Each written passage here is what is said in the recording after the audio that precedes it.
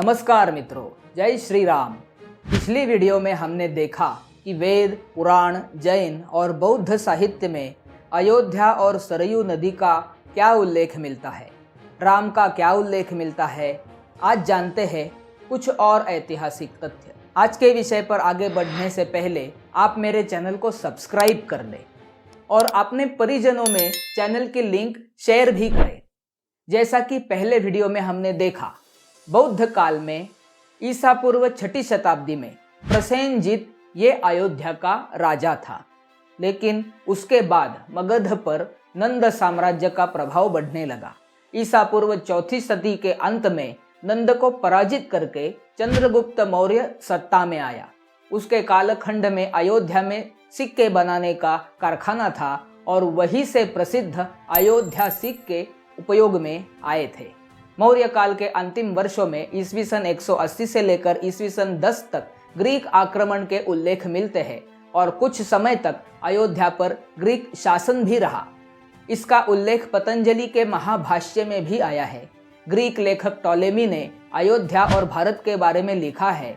वो खुद भारत में नहीं आया था, लेकिन जो व्यापारी और सैनिक भारत में आए थे, उनके अनुभव कथन से उसने भारत पर अपना लेखन किया है।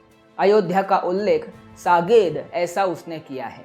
अयोध्या एक व्यापारी केंद्र और महत्वपूर्ण सैनिक कैंप था। पुष्यमित्र शुंग ने मौर्य साम्राज्य को जीत लिया और साथ ही ग्रीक शासकों को भी पराजित किया। उसके काल में अयोध्या का महत्व बढ़ गया था। पुष्यमित्र शुंग ने 2 अश्वमेध यज्ञ किए थे और ऐसा शिलालेख अयोध्या के पास रानोपाली गांव से मिला है। उसके बाद देव और दत्त राजाओं के पास अगले कुछ वर्ष अयोध्या का शासन था। उनके काल के तांबे के सिक्के अयोध्या में मिले हैं।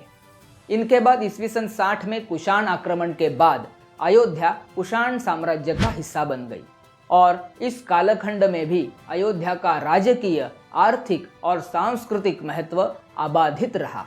अश्वघोष नाम के बौद्ध तत्वज्ञानी और महान कवि का जन्म इसी कालखंड में अयोध्या में हुआ था। अयोध्या में उसने अध्यापन और लेखन किया था। उसने बुद्ध चरित काव्य की रचना की। अश्वघोष के काव्य लेखन पर रामायण का प्रभाव था। कुषाणों की सत्ता ज्यादा समय तक नहीं चली।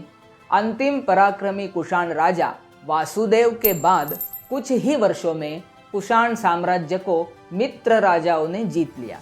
मित्र राजा खुद को अयोध्या के शासक मानते थे और उनके कालखंड में प्रचलित सिक्के और शिलालेख भी मिले हैं। मित्र राजाओं का शासन 100 साल तक चला और इसके बाद 4थे शतक में गुप्त राजाओं का शासन कोसल, प्रयाग और मथुरा में था। श्रीगुप्त पहला राजा था। गुप्त शासकों में से सबसे पराक्रमी था समुद्रगुप्त। उसके कालखंड में गुप्त साम्राज्य गुजरात और कर्नाटक तक था। वो भारत का सुवर्ण काल था। उसके काल में निर्मित सिक्के बड़ी मात्रा में अयोध्या में मिले हैं। सोने, चांदी और तांबे के प्रचलन वाले सिक्के भी मिले हैं। अयोध्या में साम्राज्य का सिक्के बनाने का कारखाना था। समुद्रगुप्त के नाम का उल्लेख किया गया एक शिलालेख भी वहाँ पे मिला है। ईस्वी सन 2रे और 3रे शताब्दी में राम भक्ति वहाँ पे प्रचलित थी और अयोध्या राम का जन्म स्थान था। ये सिद्ध करने वाले अनेक उदाहरण गुप्त काल के इतिहास में पाए जाते हैं। अयोध्या वैदिक अभ्यास का केंद्र था और ये बात सिद्ध करने वाले कुछ शिलालेख भी अयोध्या में पाए गए हैं। इसी कालखंड में अयोध्या वैष्णव संप्रदाय का प्रमुख केंद्र भी था। स्कंदगुप्त ने ईस्वी सन 460 के आसपास धनुर्धारी राम की प्रतिमा वाला सिक्का प्रचलन में लाया था। स्कंदगुप्त ने हुणों के आक्रमण को रोका था, लेकिन स्कंदगुप्त के बाद के शासक हुणों का आक्रमण रोकने में इतने यशस्वी नहीं रहे। उत्तर भारत में हुणों ने लूटपाट और अत्याचार किए, विध्वंस किया। भारत में हुणों का शासन लगभग 70 साल तक ही रहा होगा।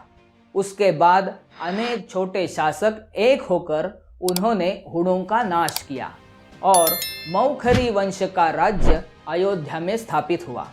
ईशान वर्मन, सर्ववर्मन और अवंती वर्मन राजाओं के नाम वाले सिक्के अयोध्या और फैजाबाद के परिसर में मिले हैं। ईस्वी सन 600 में शिलादित्य हर्षवर्धन ने फिर से एक बार विशाल साम्राज्य की स्थापना की और कनौज को अपनी राजधानी बनाया। सम्राट हर्षवर्धन के बाद फिर से भारत छोटे छोटे राज्यों में विभाजित हुआ और अयोध्या का समावेश कनौज के राज्य में हुआ। यशोवर्मन नामक राजा ने अयोध्या में एक रात में मंदिर बनाया, ऐसी आख्यायिका प्रचलित है। अर्थात ये एक अतिशयोक्ति है, लेकिन तात्पर्य इतना ही है कि उसने मंदिर निर्माण किए थे। ईस्वी सन 908 में अयोध्या पर प्रतिहार राजाओं की सत्ता थी। इसके बाद के एक शतक का इतिहास ज्ञात नहीं है, लेकिन ईस्वी सन 1025 में महमूद गजनी ने उत्तर और पश्चिम भारत पर पहला आक्रमण किया। सोमनाथ मंदिर का विनाश करके 2 करोड़ की लूट लेकर वो गया था, ऐसे उसके दरबारी लेखकों ने लिखा है। उसने काशी और मथुरा पर हमले करके मंदिर विध्वंस किए और लूटपाट की, लेकिन अयोध्या पर उसने आक्रमण नहीं किया था। उसके बाद आए सालार मसूद ने ईस्वी सन 1033 में अयोध्या पर स्वतंत्र आक्रमण किया। यह अयोध्या पर पहला मुस्लिम आक्रमण था और राजा सुहेल देव के नेतृत्व में जून 1033 में बहराइच के पास हुए युद्ध में सालार मसूद अपनी पूरी सेना के साथ मारा गया। यह लड़ाई भारत के इतिहास में एक महत्वपूर्ण और अभूतपूर्व थी। अयोध्या और आसपास के हिंदू शासक एक साथ आकर इस नए प्रकार के आक्रमण का यशस्वी विरोध उन्होंने किया था। उनमें से 18-20 राजाओं के नाम भी उपलब्ध हैं। इस युद्ध में सेना की संख्या विलक्षण थी। 2 लाख की अश्वसेना, 3 लाख की पैदल सेना, सुहेल देव और हरदेव की सेना और आसपास के राजाओं की मिलके 5 लाख की और सेना। अत्यंत नियोजन से उन्होंने सालार मसूद की सेना को काट डाला। बाद में चिश्ती ने लिखा है, पानी पिलाने के लिए भी कोई नहीं था।